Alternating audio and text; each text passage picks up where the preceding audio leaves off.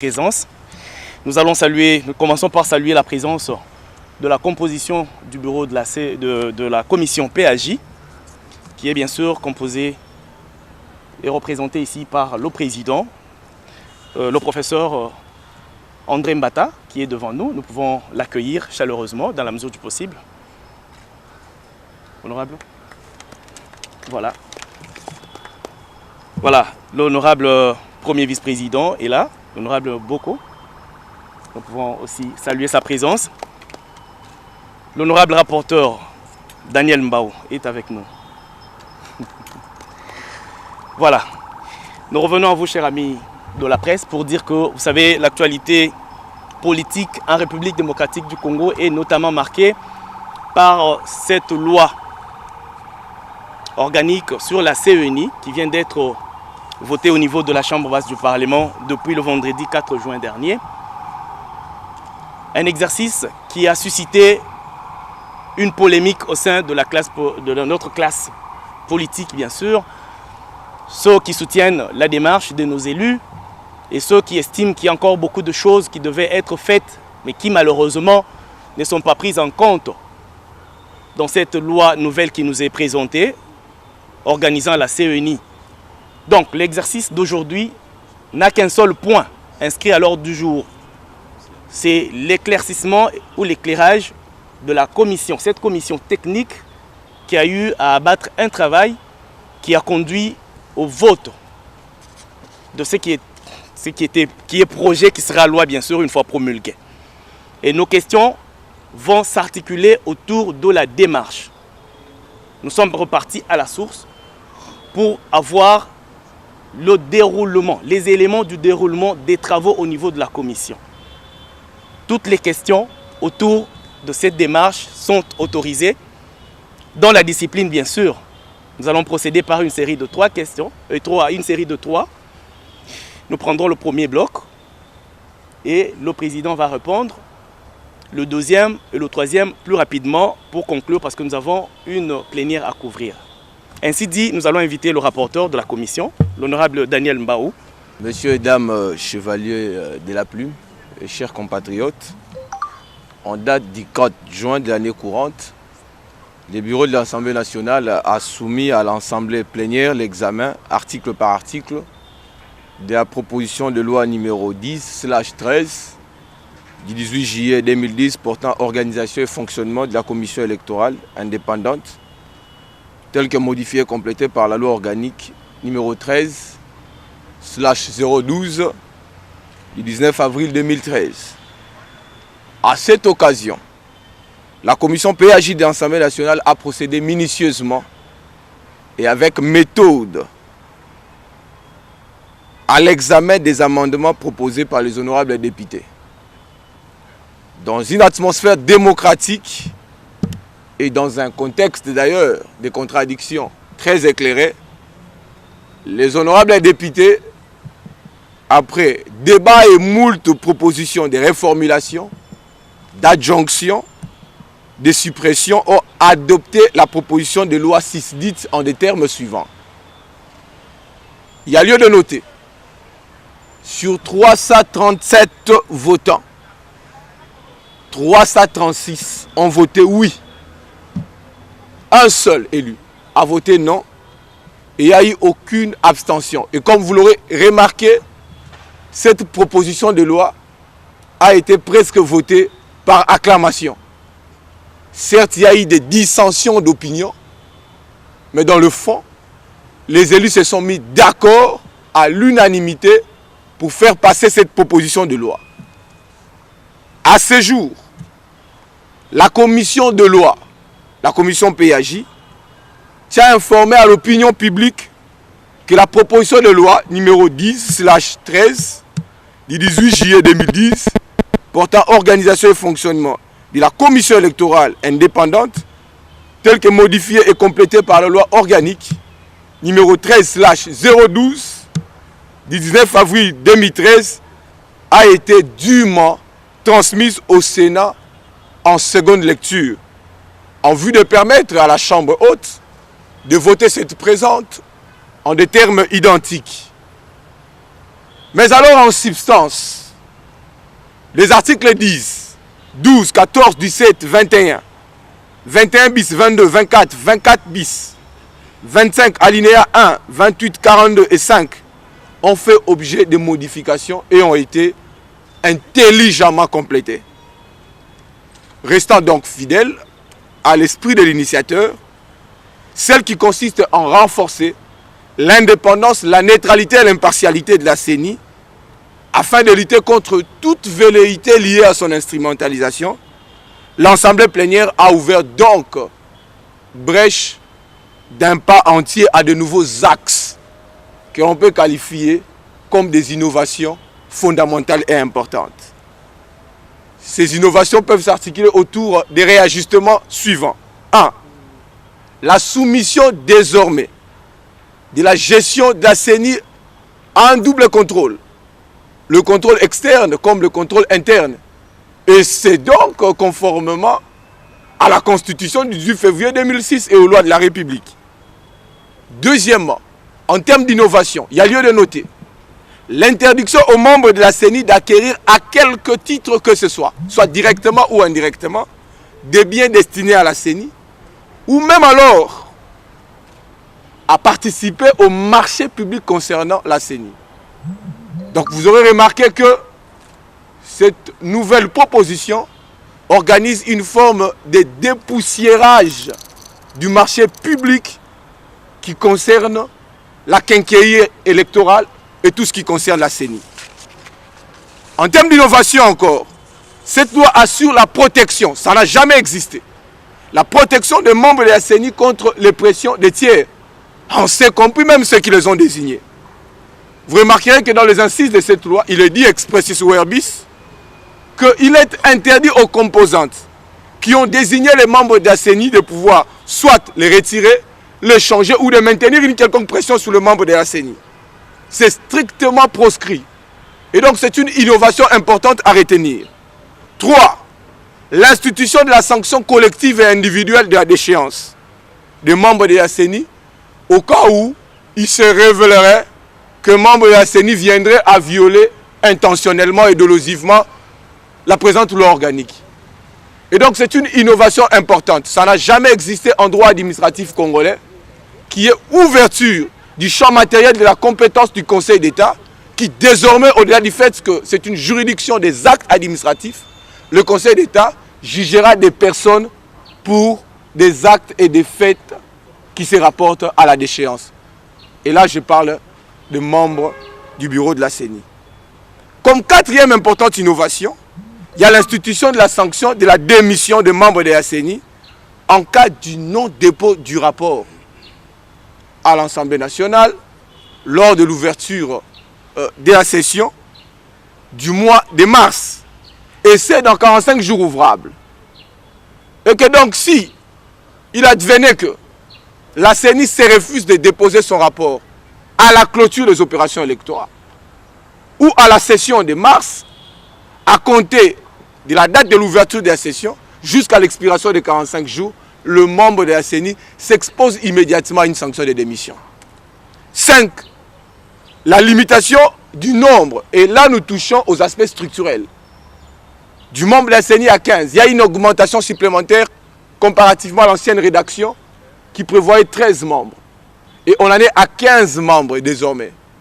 Et je pense dès le départ, comme vous aurez remarqué dans les débats, dans la proposition initiale, il était prévu que la composante politique puisse avoir 10 membres, 9 membres, et la société civile devait avoir 5 membres. Et d'ailleurs, dans cette proposition de loi, il y a eu des innovations importantes. La société civile qui avait 3 membres jadis, elle passe de 3 à 5, et la société politique à 10 membres, et on s'en répartit à raison de 6 pour la majorité et 4 pour l'opposition.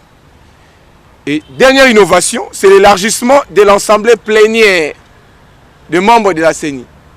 Et cette innovation s'inscrit même dans la logique de la précédente, celle qui consiste à élargir le nombre de membres de la CENI de 13 à 15. Et je pense, dès lors que le président prendra parole, il y reviendra sur la question avec force et détail. Mais de manière très globale et synthétique, telle est donc l'économie générale de la présente proposition de loi qui a vocation, d'ailleurs, par son contenu, à apporter de nombreuses innovations qui vont renforcer la consolidation de la démocratie, la paix ainsi que la stabilité de nos institutions. Ainsi donc, votre commission, la commission de loi, vous remercie pour votre attention soutenue et elle se tient à votre disposition pour un jeu de questions-réponses. Daniel Mbao pour l'économie qui nous a donné autant de détails sur la façon dont la commission a travaillé, mais aussi différentes innovations qu'apporte cette loi. Maintenant, la place est à notre jeu, questions-réponses. Bien sûr, n'oubliez pas, nous allons procéder par une série de 3 questions. Et nous irons comme ça pour 3 séries aussi. Et c'est le président de la commission, le professeur André Mbata, qui va être à votre disposition tout de suite.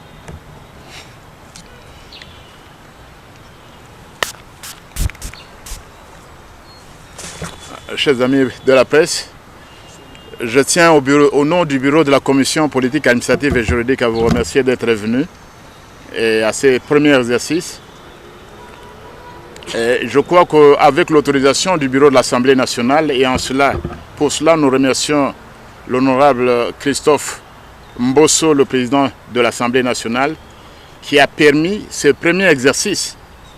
Parce que c'est là une tradition qui s'inaugure. Vous savez, les députés nationaux représentent la nation. Et dans la mesure du possible, autant que faire se peut, nous sommes tenus à cet exercice de rendre compte. Donc c'est une tradition et nous sommes heureux que le bureau de l'Assemblée nationale ait permis donc cet exercice. Vous savez, la commission PAG est la première commission de l'Assemblée nationale. C'est la toute première. Donc nous sommes heureux que cette tradition est inaugurée. Dans la mesure du possible, nous nous tiendrons au service de la presse pour informer notre peuple de ce que nous faisons parce que nous sommes les représentants de ce peuple. L'honorable rapporteur vous a donné l'économie générale de la proposition de loi qui va très rapidement devenir loi. L'objectif poursuivi, vous vous en doutez, c'est que le président de la République, son Excellence Félix Antoine Tshisekedi Tshilombo, l'Assemblée nationale, sous la direction de son bureau, l'ensemble des députés nationaux, nous sommes déterminés à aller aux élections dans les délais constitutionnels.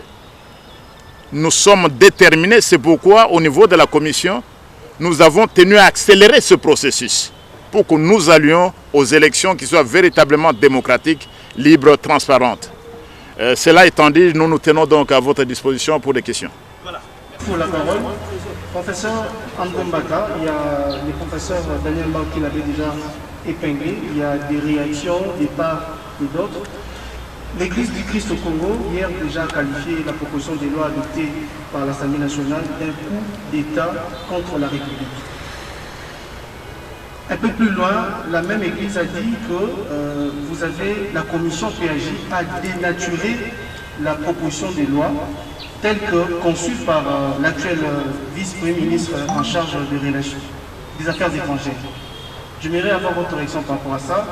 Et aussi, certaines organisations de la société civile disent presque la même chose, mais sous un autre angle, c'est-à-dire l'idée du départ n'était pas celle que vous avez au finish présentée lors du dernier rapport adopté par la plénière. Merci. Nous passons à la deuxième question directement. On a déjà opté pour les 3 premiers, pour la première série, et puis on va passer à la deuxième. Merci. Merci. Je Théodore Ngandou, du journal Géopolis. Monsieur le président de la commission PAG, je voudrais savoir, parce qu'aujourd'hui, cette loi a suscité pas mal de réactions dans l'opinion nationale. Plusieurs estiment que vous avez ôté de cette proposition de loi son caractère apolitique, parce qu'on voudrait élaguer l'aspect politique au niveau de la composition du bureau de la CENI. Par contre, vous, la commission, vous avez politisé le bureau de la CENI. Est-ce que vous soutenez cette thèse-là? Deuxième question pour terminer, qu'adviendra-t-il si au niveau du Sénat, où la loi est en train d'être examinée en seconde lecture, on arrivait à élaguer vos innovations, donc vos propositions à vous, pour introduire l'aspect apolitique de la loi, ou soit retourner la loi telle que l'honorable Mutundu l'avait proposée. Qu'adviendra-t-il par la suite? Merci.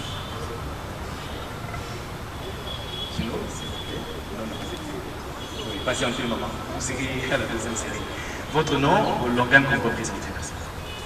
Merci de m'avoir accordé la parole. C'est Jean Blanchard Baoum, du journal télévisé à PIC. Ma question s'adresse au professeur Mbata, le président de la PAJ. Président, pensez-vous dépolitiser la centrale électorale en conférant aux politiques un grand nombre de sièges du bureau de la CENI? Parce qu'il est bien de penser avoir dépolitisé la CENI. Mais est-ce que peut-on avoir une CENI neutre lorsque les politiques ont la même mise sur l'affaire? Ça, c'est la première question. Et puis la seconde et la dernière.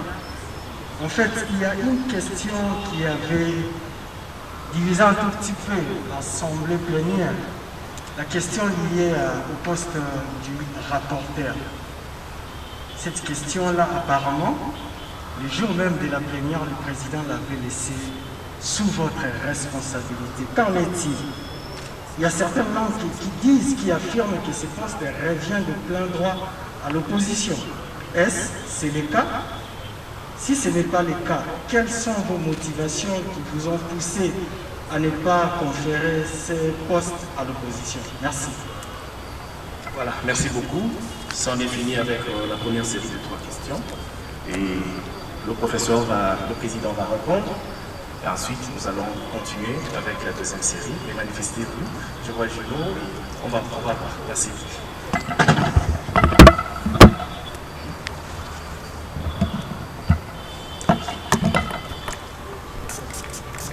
Voilà, merci beaucoup pour les questions.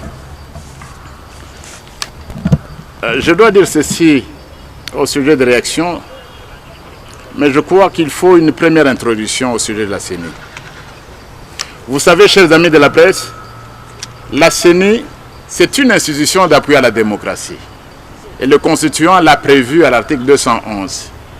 Et nous parlons peut-être trop de la CENI et n'est pas la seule institution d'appui à la démocratie. Une autre institution d'appui à la démocratie, et je crois que vous y appartenez en tant que journaliste, c'est le CESAC, qui a le même statut constitutionnel que la CENI.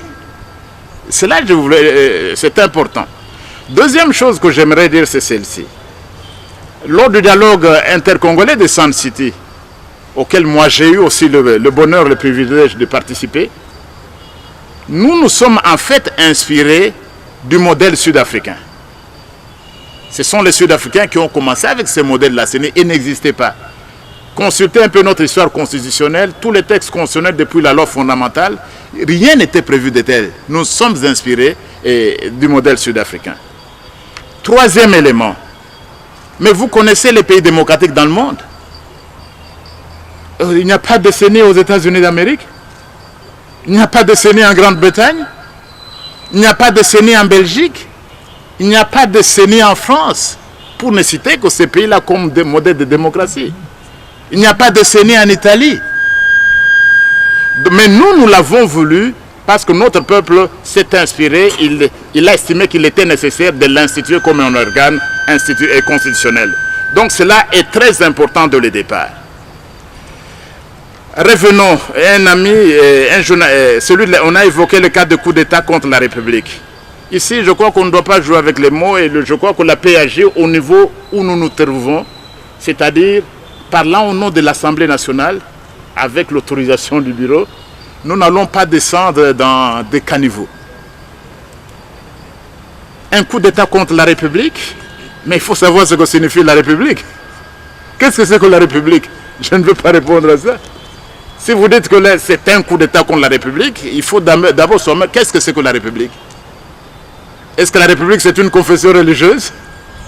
Est-ce que la République c'est une organisation de la société civile? Non. Mais l'Assemblée nationale qui a adopté, c'est une institution de la République. Et vous voyez, lorsque le Constitution énumère les institutions de la République, vous savez très bien en tant que personne de médias quelles sont les institutions de la République. Et l'article 1er de la Constitution dispose que la RDC est un État laïque. Vous n'avez pas vu une confession religieuse énumérée parmi les institutions de la République. Donc dire c'est un coup d'État contre la République, je ne comprends rien. Je comprends moi qu'il y a un problème au niveau de l'entendement du mot République. La PAJ a dénaturé l'idée au départ. Mais disons d'abord une chose aussi. Mais lorsque nous parlons de la proposition de loi, initiée par l'honorable Lutundoula, mais c'était membre de l'Union sacrée de la nation. Qu'on se le dise. Donc l'idée au départ, même de la réforme, parce que la proposition est portée par l'actuel ministre Lutundoula, membre de l'Union sacrée de la nation. Ce que l'idée est partie même de nous-mêmes. Parce que c'est l'un de nôtres qui fait la proposition de loi. C'est que c'est nous-mêmes qui voulons la réforme. C'est que nous-mêmes qui voulons faire promouvoir les choses. Je crois que cela doit être clair. Cette proposition de loi est gelée. La proposition de loi vient de nous-mêmes, des membres de l'Union sacrée de la nation, d'un parlementaire et d'un politique. L'idée au départ, c'était laquelle? Voilà ce qui est au départ. Voilà le texte, et je crois que tout le monde l'a. On parle de la dépolitisation. Je touche déjà même à une autre question. Mais qu'est-ce que c'est que dépolitiser? Qu'est-ce qu'on entend par politique? Mais politique, dans un sens noble, c'est tout ce qui intéresse la cité et la bonne marche de la cité. Et aucune institution, toute institution qui s'occupe de ça est un peu politique. On voudrait évoquer la composition de la CENI. Voilà la proposition de loi applaudie par toute la société civile. Et par le groupe de G15, je ne sais pas si c'est 20 ou je ne sais combien. Voilà la proposition de loi. Nulle part, il n'a jamais été question de la dépolitisation parce qu'ils étaient conscients qu'une institution d'appui à la démocratie qui est elle-même un concept politique par excellence, une institution d'appui à la démocratie ne peut pas être apolitique. Et eux-mêmes, dans le texte que vous avez, et vous, chacun de voir ce texte, personne, la proposition de loi, vous devez la voir, parce qu'on en parle. Qu'est-ce qui était dit? L'honorable Lutundoula, notre collègue, et qui a porté la voix de la société civile. La composition de la CENI, article 10, est composée de 15 membres, s'il vous plaît, composés à part égale par les forces politiques, qui sont d'ailleurs citées en premier lieu, et la société civile en deuxième lieu. Quelle est la composition proposée? Parce qu'on a dénaturé l'idée au départ. Qu'est-ce qu'on a proposé? 5 membres désignés par la majorité. Est-ce que la majorité, c'est la société civile? C'est la politique, c'est la composante politique. 5 membres par l'opposition. Mais l'opposition appartient à la classe politique. Et 5 membres pour la société civile. Ce qui fait que l'idée du départ, c'est quoi? Ils avaient compris eux-mêmes que la CENI ne pouvait pas être dépolitisée. C'est ainsi qu'ils ont proposé seulement un tiers des membres devaient provenir de la société civile. Et ça, c'est la proposition de loi. Et l'honorable rapporteur l'a dit, nous sommes allés plus loin en passant de 3 à 5, presque le double. Donc voilà qu'on ne cesse de parler, qu'on cesse de faire du populisme. Qu'on cesse de faire du populisme, nous sommes très avancés. Voilà donc ce que nous avons adopté. Nous avons augmenté le nombre des membres de la société civile. Bon, s'agissant de... C'est la société civile même qui a la présidence de la CENI. Écoutez, lors des débats au niveau de la commission, il y a eu aussi des questions, non? Le cycle électoral 2006, il y a eu des problèmes. 2011, des contestations. 2018, des contestations. Cycle électoral conduit par la CENI. Mais la CENI dirigée par qui? La société civile, confession religieuse. Mais les politiciens pouvaient aussi se dire non. En 2006, vous avez échoué. Vous avez créé, il y a eu des problèmes. En 2011, il y a eu des problèmes. En 2018, donc dorénavant, que ce soit un politique qui dirige la CENI. Nous ne sommes pas allés là-bas. Nous avons tenu justement à garder les choses telles qu'elles étaient prévues dans la loi. Donc, la société civile conserve la présidence de la CENI. La dernière signature, c'est la société civile, confession religieuse. Voilà donc ce que je pouvais dire à ce sujet-là. Sur le poste du rapporteur général, le rapporteur plutôt confié à l'opposition, là il n'y a pas de problème. Si l'opposition elle-même, l'opposition ne s'est pas plainte, je crois que l'honorable rapporteur l'a dit, une seule voix contre de toute l'Assemblée nationale, tous pour. Il n'y a pas un problème entre la majorité et l'opposition, parce que et la majorité et l'opposition au niveau de l'Assemblée nationale, et je crois aussi du Sénat, nous sommes déterminés à avoir un processus libre, transparent, démocratique et paisible. Parce que et la majorité et l'opposition, nous sommes déterminés à aller aux élections dans les délais constitutionnels. Une autre question, qu'adviendra-t-il? Donc, à politique, ça ne viendra pas. Ça ne va pas arriver que le Sénat revienne sur ça. Ça ne va pas arriver. Et donc, vous avez ôté son caractère politique. Je dis bon, et à la politiser. À politique, ça n'a jamais été apolitique. Donc, ce que vous dites qu'ils ont parlé de l'apolitisme de la CENI, déjà, ça n'existe pas dans le texte que nous avons eu à travailler. Voilà donc, chers amis, globalement, comment je peux répondre à ces questions-là. On raconte trop de choses, mais voilà ce qui s'est passé. Nous avons tenu à améliorer le processus, à travailler sur la proposition qui nous était soumise et à faire en sorte que les prochaines élections soient les plus démocratiques possibles.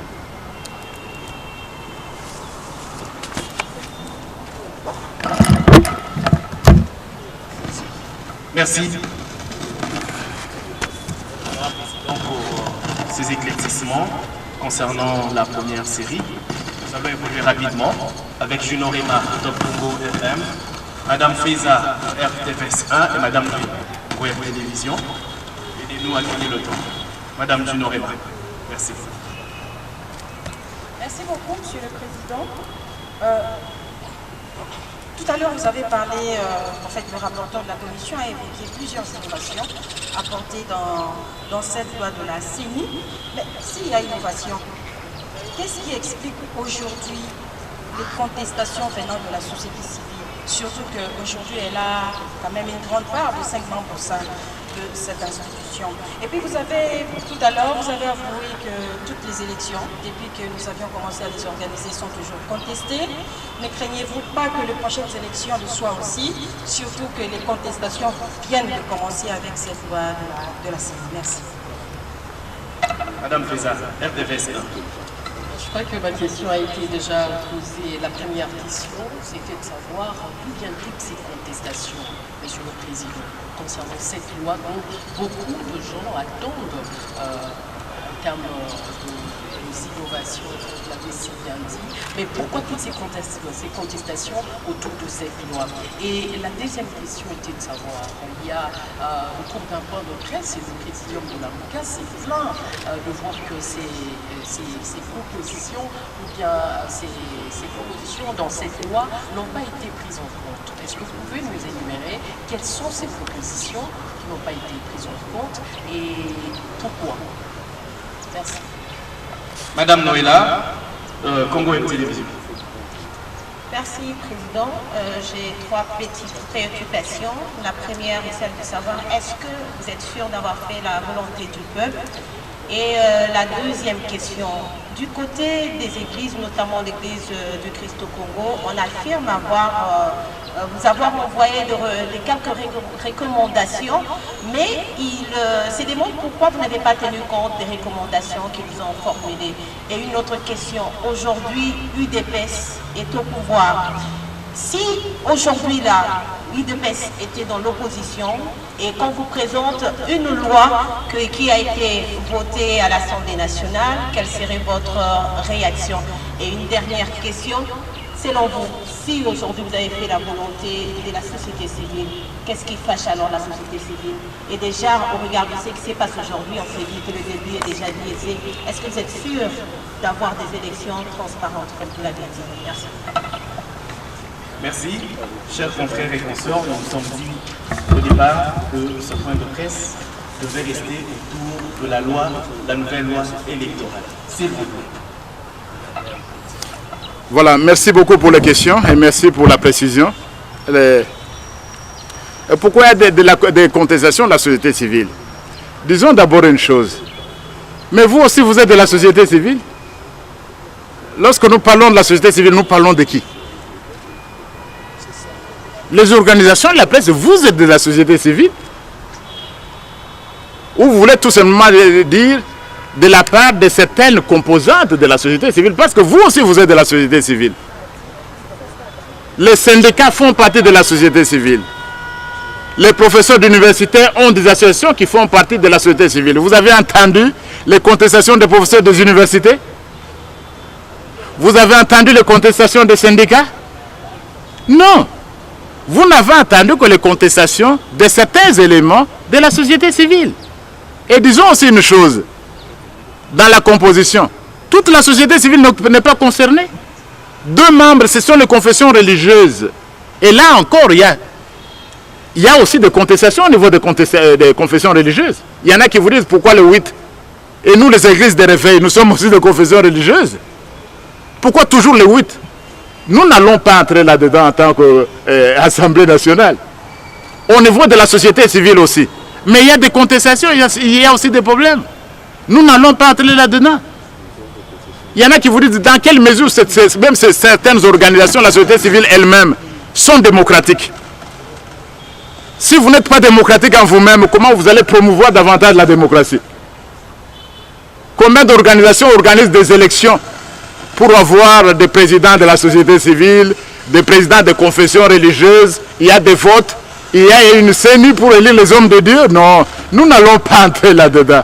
Donc les contestations viendront toujours des personnes qui sont libres aussi de ne pas accepter ce qui a été fait. Et dans tous les cas, vous avez entendu le message de la PAG de l'Assemblée nationale. C'est question de leur demander d'où viennent les contestations et pourquoi les contestations ne viennent que de vous. Et nous pensons qu'à la fin, ces élections, il y aura toujours des gens qui ne sont pas d'accord. C'est tout à fait normal et il ne faut pas le condamner pour cela. RTVS 1. Les contestations, toutes les contestations, elles viennent de qui? Elles viennent de quelques éléments de la société civile. Et vous en doutez, dans notre pays, nous avons plus de 1000 organisations de la société civile qui sont enregistrées au niveau du ministère de la Justice. Nous avons plus de 1000, disons même plus de 5000 associations de la société civile. Vous avez attendu 5000 associations de la société civile se plaindre? Non, il s'agit de quelques éléments qui ont leurs droits aussi. Vous avez parlé de la MOCA, on ne voulait pas parler des composantes ici. Ces positions n'ont pas été prises en compte. Bon. Monsieur le Président, ma toute première question, c'est par rapport à la désignation du président de la CENI, qui viendra de la société civile et puis surtout de la confession religieuse. Mais déjà, quand l'ECC, qui est une plateforme importante au sein des confessions religieuses, conteste bien la loi, pensez-vous que d'ici là, les confessions religieuses vont désigner le président de la CENI? Ma deuxième question, c'est par rapport aux menaces de la Mouka El Fayoulou, qui a dit d'évoquer l'article 64 de la Constitution si cette loi persistait toujours. D'abord, nous avons des problèmes. La Mouka, c'est qui? C'est quoi? Nous avons des problèmes. Le MLC fait aussi partie de la Mouka. Ensemble fait aussi partie de la Mouka. Je ne sais pas de quel Lamouka, de quel présidium vous parlez, parce que nous qui suivons la presse, nous constatons que le MLC a fait des propositions, ils ont été tenus en compte, il fait aussi partie de la Mouka. Ensemble fait aussi partie de la Mouka, il a fait des propositions. De l'autre, la Mouka, quelle la Mouka? Nous n'avons pas reçu des amendements. Le président de l'Assemblée nationale avait annoncé 48 heures des amendements. Cette autre aile de la Mouka dont vous parlez, elle n'a soumis aucun amendement à la commission PAG. Donc nous n'allons pas entrer dans ces détails-là. Et à partir du moment où on vous a dit que 336 députés ont voté pour presque à l'unanimité et presque par acclamation, comme l'a dit l'honorable rapporteur, je crois qu'on peut s'en passer. Congo Web, est-ce que vous êtes sûr que cette loi va nous amener à de bonnes élections? Nous sommes sûrs. La commission et l'Assemblée nationale qui l'a adoptée à cette écrasante majorité est sûre que la loi va nous amener à de bonnes élections. L'ECC affirme nous avoir envoyé. Nous n'avons pas vu des recommandations de l'ECC. Nous n'avons pas vu. Et puis même alors, s'ils avaient des amendements, nous n'avons pas vu des amendements signés ECC. Nous n'avons pas vu des choses de ce genre. Et puis dans tous les cas aussi, La société civile comme les confessions religieuses, ce sont des groupes de pression. Ils ont le droit de passer par un député. Nous n'avons pas vu. Et dans tous les cas, vous avez bien dit recommandations. Mais même si ça disait, les recommandations ne sont pas des obligations, non? Quand vous soumettez des recommandations, mais on les examine. Vous n'avez pas dit que c'était des obligations dont impérativement la PAJ devait tenir compte, l'Assemblée nationale devait tenir compte. Vous avez fait des recommandations qu'on apprécie et ce n'était pas une obligation qu'on devait nécessairement les adopter. L'UDPS, est-ce que l'UDPS serait content de la loi? Mais absolument. Absolument. Quand on disait que l'UDPS, quand l'UDPS était contre la machine à voter, l'UDPS n'était pas contre la machine était contre la machine à voter. Mais nous sommes allés aux élections et le président élu a été de l'UDPS. Donc nous n'avons pas de problème avec cette loi. Nous pensons que c'est la meilleure de loi que nous puissions faire à ce stade. Elle garantit l'indépendance de la CENI et elle nous fait avancer pour l'organisation des élections véritablement démocratiques et transparentes. Je dois dire aussi une chose. Ceux qui parlent de réformes et réformettes, on peut faire toutes les réformes du monde. Mais si l'homme congolais lui-même, si le politicien ou le religieux ou celui de la société civile, s'il n'est pas réformé, vous pouvez avoir tous les meilleurs textes au monde. Les meilleurs textes ne peuvent rien suffire.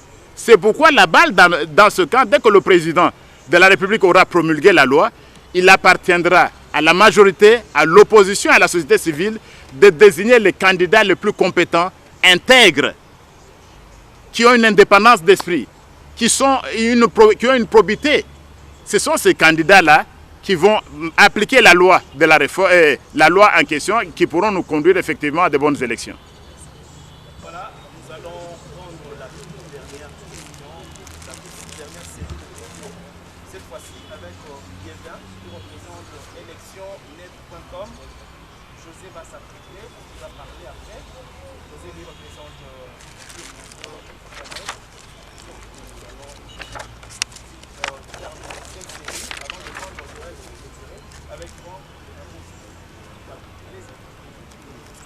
Merci Président et félicitations pour les innovations apportées dans cette proposition de loi qui a été adoptée en première lecture.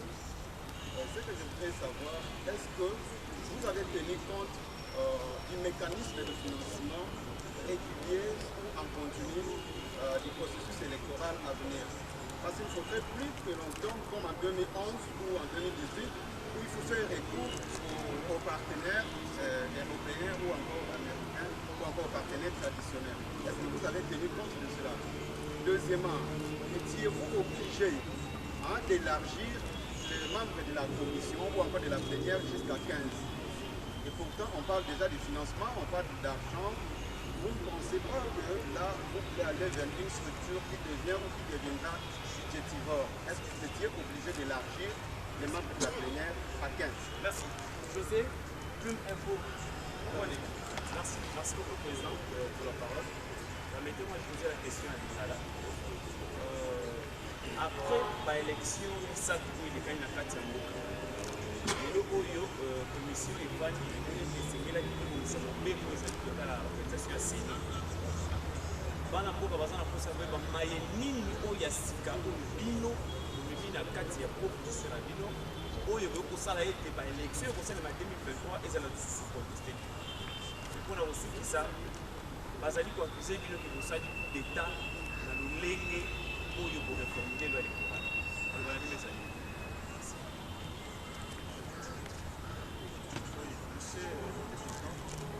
Ma toute première question, c'est par rapport à la désignation du président de la CENI, qui viendra de la société civile, surtout de la profession de mais déjà, quand les CC, il y a une plateforme importante sur les professions religieuses, qu'est-ce qu'il y a là-bas? Pensez-vous que d'ici là, les confessions religieuses vont désigner le président de l'Assemblée? Ma deuxième question, c'est par rapport aux menaces et y a-t-il évoqué l'article 64 de la Constitution si celle doit exister?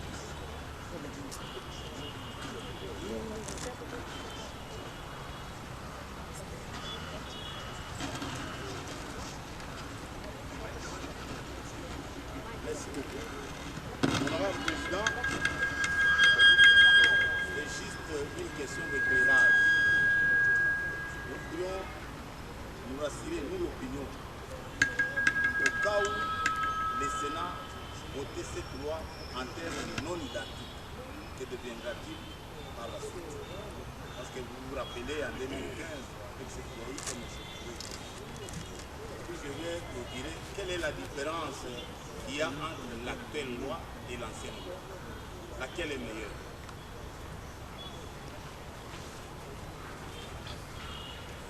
Voilà, merci beaucoup.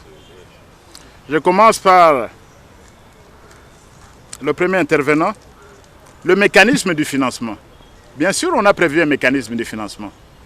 Parce que les élections sont une question de souveraineté nationale et il est important que le pays soit en mesure d'organiser ses propres élections. C'est ainsi qu'il est question, au sujet de la CENI, qu'au niveau de l'Assemblée nationale, lors du vote de la loi budgétaire, qui est un compte ouvert spécialement pour les élections. Évidemment, on va le faire avec les échéances qui restent, mais vous savez, à l'avenir, c'est à la fin d'un processus électoral qu'on doit commencer à prévoir, à s'organiser, à prévoir le financement du cycle qui va suivre. Donc, vous avez totalement raison, et nous avons prévu ce mécanisme-là. On ne doit pas dépendre de l'étranger. Parce que vous savez, le financement viole parfois l'indépendance. Il s'agit de l'État. Lorsque vous êtes financé à l'extérieur, surtout pour les élections, ça affecte votre indépendance. C'est la même chose aussi même pour les organisations de la société civile ou même pour les confessions religieuses. Lorsque votre financement ne vient que de l'extérieur, mais ça affecte votre indépendance. Hein? C'est pourquoi il faut que le financement soit d'abord interne. Hein? Et si votre propre financement n'est pas interne, il vient de l'extérieur, mais la question d'indépendance devient même un problème pour vous-même.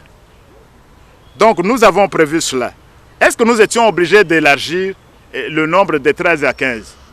Nous n'étions pas obligés, mais vous savez, l'Assemblée nationale représentant la nation, nous avons effectivement tenu compte d'une plus grande représentativité de la société civile. J'aurais voulu que la société civile, ceux qui sont concernés, entendent votre question. Nous n'étions pas obligés de porter le nombre de 3 à 5. Mais nous l'avons fait pour assurer une plus grande représentativité de la société civile. C'est pourquoi cette loi elle a été bien reçue par la société civile. La société civile, je vous l'ai dit, c'est plus de 5000 organisations qui sont et à Kinshasa et dans toutes nos provinces. Vous en avez entendu combien qui vous ont dit qu'ils étaient contre? C'est 2 ou 3 qui sont à Kinshasa et c'est de leur droit. Donc c'est la raison pour laquelle nous avons tenu à la représentativité de la société civile. Nous n'étions pas obligés. Nous avons décidé d'accroître cette représentativité en portant ce nombre de 3 à 5. De la même façon, nous n'étions pas obligés, tenant compte que tous les cycles électoraux précédents ont été conduits par une CENI, dirigée par la société civile, confession religieuse. Nous n'étions pas obligés de maintenir la présidence de la CENI pour la société civile, ni pour les confessions religieuses. Non, mais parce que nous avons tenu compte à ce que le processus soit neutre, soit impartial et soit le plus démocratique. Merci donc pour la question. Plume Info. Le coup d'État, je vous ai dit coup d'État de quoi? Il faut expliquer ce que c'est le coup d'État. Il n'y a pas de coup d'État. Le coup d'État n'existe que dans le mental de ceux qui prétendent qu'il existe. Hein? Il n'y a pas de coup d'État. Donc, j'arriverai à la question de Lingala, c'est à la dernière. Oui. Donc, le coup d'État n'existe que dans la tête de ceux qui sont habitués à faire des coups d'État ou des gens qui n'ont jamais organisé des élections ou des gens qui n'aiment pas les élections. Ce sont ceux-là qui peuvent seulement parler des coups d'État. Parce que je vous ai dit, nous, notre détermination d'aller aux élections dans les délais constitutionnels. Mais lorsque vous êtes à l'Assemblée nationale, si vous avez un député ou des députés, mais c'est le temps de vous préparer pour être présent dans l'ensemble du pays et avoir 100 députés demain. Si vous n'avez que 3 ou 4 députés, c'est le temps de vous préparer pour que vous ayez demain la majorité. Donc le temps ne doit pas être à ce jeu des médias, non. Il faut que tous les partis politiques s'apprêtent pour aller aux élections. Le Sénat, si le Sénat n'adopte pas dans les termes identiques, c'est possible, mais la procédure, vous êtes un habitué du Parlement. Si le Sénat n'adopte pas dans les termes identiques, il y aura une commission paritaire Assemblée nationale et Sénat qui va se prononcer et en fin de compte, Et la décision sera prise parce que le texte prévoit que c'est l'Assemblée nationale qui va donner le dernier mot. Bon, l'actuelle loi et l'ancienne, mais l'actuelle loi est meilleure. Qu'est-ce qui est meilleur? Mais c'est une loi qui complète, qui modifie. Donc l'actuelle loi est meilleure que la loi existante. Parce que nous avons tenu à réduire notamment, à augmenter le contrôle interne-externe. L'honorable rapporteur vous l'a dit. Nous avons augmenté le nombre de gens. Nous avons voulu faire en sorte que les membres de la CENI ne dépendent plus, ne reçoivent plus d'injonctions de leur parti politique ou de la composante de la société civile qui les a envoyés, qu'ils soient indépendants. Nous avons parlé des appels des marchés publics qui ne doivent plus se faire de gré à gré, mais des appels d'offres. Il a parlé, l'honorable rapporteur, des sanctions qui n'existaient pas dans le temps. Et puis il y a autre chose. Même dans la composition de la CENI, on appelait la représentation équitable des femmes et des jeunes. Si vous voyez les anciens textes, on ne parlait pas de la représentation de la jeunesse. Nous avons inclus la représentation des jeunes. Et je crois que cette loi, sur ce point-là, les jeunes doivent aussi parler. Les jeunes ont été inclus pour la première fois alors que la première loi n'en parlait pas. Et maintenant, Nalingal. Contestation, il y a SCC. Bon, biso tolobi boy. Tolobi mapona mignon sur Salami depuis 2006. Et Kambamaki na Seni. Seni wana président a Seni ezaki moto a outil société civile. Mingi penza a outil la confession religieuse. Catholique tozaki na sango moko awa président ya Seni. Ezaki pe na ba contestation. Ngoy Mulunda azaki protesta. Évêque membre ya nini ya SCC. Boyo kwa ki contestation. Tozo ko tamakambo wana te. Parce que nous sommes d'abord Abbé Malumalu, Abbé, beaucoup contesté Yazaki Sango, confession religieuse, pasteur évêque Ngoy Mulunda, pasteur, autaki pen na SCC. Donc tokolanda makambo wana tokota na ba confession religieuse tokota kuna te toza ko comprendre que ba confession religieuse tango mokonzi ya mboka atie mazaka na ye na loi wana confession religieuse ba kupona ba représentant na bango mibale. La Mouka Lobine ne va au na 64, article 64. Au lobby malamu puisque MLCP a la Mouka. Ensemble peut a la Mouka. Mingi au lobby la Mouka elle faillit bakamba kokota ba elle wana komi pe mobulu. Et komi pe mobulu kokota la ba elle.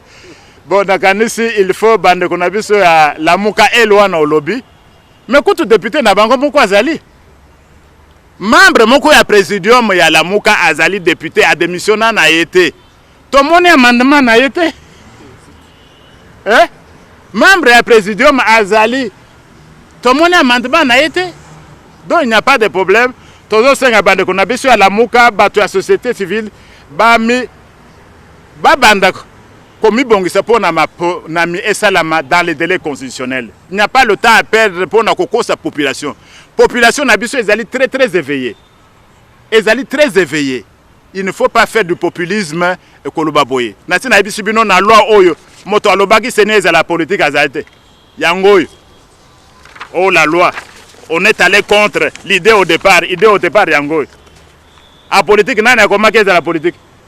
Donc totika kokosa bana mboka tomi bongisa pona maponami. Yango wana na ringi pena silisa. Na pesa bino merci mingi. Na pesa pe merci na ba collègue nanga na bureau premier vice-président Boko, deuxième vice-président Luquin Kasongo, rapporteur Nabiso, prof honorable Mbao to sepeli mingi mais pour Nabiso loi wana ezali kotoke mingi toningi maponami ezala commission Nabiso tango to bandi ko sala mosala objectif Nabiso ezali ko accélérer biso tolingi glissement te tolingi tokende élection na délai bato balingi glissement nde bazozala ba front contre le glissement tolingi glissement te puisque tolingi tokende élection toko gagner. Nous voulons aller aux élections libres, transparentes et je crois que cette loi nous amène sur la bonne voie. Peuple nabiso a kosepela la paix a sepeli na loi wana boyoki manifestation contre loi te boyoki na ba province esengo izali bisika nyonso peut être loi oyo ezali ko contribuer na consolidation de la démocratie na mboka na biso. Yangwana na tondi bino botondi. Merci beaucoup. Voilà. C'est avec ces mots de remerciement du président de la commission PAJ que nous clôturons. Voilà. Il y a le premier vice-président. Ok. Je disais, vous savez que ces mots de remerciement du vice-président de la commission, le professeur honorable Mbaka André, que nous terminons notre entretien de ce jour. Merci au bureau de la commission, en tout cas pour cette disponibilité et toutes ces précisions apportées pour éclairer la lanterne de l'opinion sur cette polémique autour de la nouvelle loi électorale. Merci aussi à vous, chers amis de la presse, pour vos bonnes questions et fondées, aussi surtout pour votre disponibilité. Bon, je dois dire que la commission PAJ reste ouverte. Nous remercions le président de l'Assemblée nationale, l'honorable Mbosso, qui a permis cet exercice. Nous restons ouverts. Les députés nationaux représentent la nation. Nous avons le devoir de rendre compte à notre peuple, de lui dire la vérité. C'est ce que nous avons fait. Je crois que ce n'est pas une dernière. C'est une tradition qui est inaugurée par la première des commissions de l'Assemblée nationale, c'est-à-dire rendre compte à notre peuple, parce que nous disons le peuple d'abord. Merci beaucoup. La redevabilité, cet exercice est parti comme ça avec la cellule de communication de l'Assemblée nationale, mais aussi avec ce premier exercice inauguré par la commission PAJ. Ça va être ainsi et c'est parti. Merci et bonne journée à tous. Mais nous allons clôturer pour pérenniser, mais aussi garder de bons souvenirs de cette activité toujours par une photo de famille, c'est-à-dire les membres de la commission encadrés par les amis de la presse. Si on peut le faire par palier, au cas où l'espace ne suffisait pas, on fait groupe par groupe avec les membres du bureau.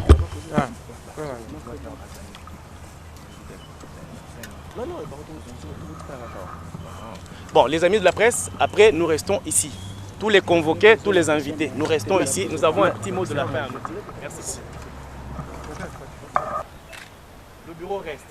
Les amis, rejoignez l'équipe du bureau de la commission.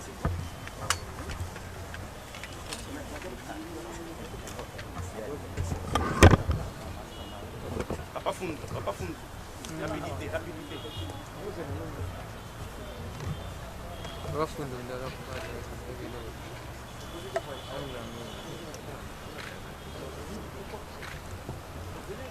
Merci. Eh, Sylvie. Moi c'est Pembe. Sylvie.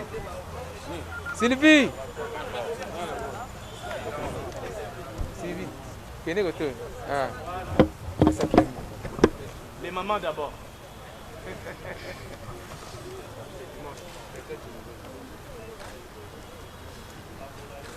C'est bon? Ici le coquille. Merci. Ah.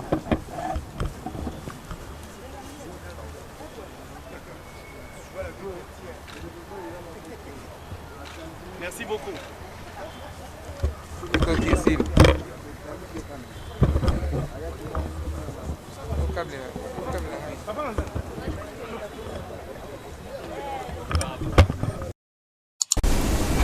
Coucou la famille, c'est King Lesh Monanzambe en direct de Kinshasa.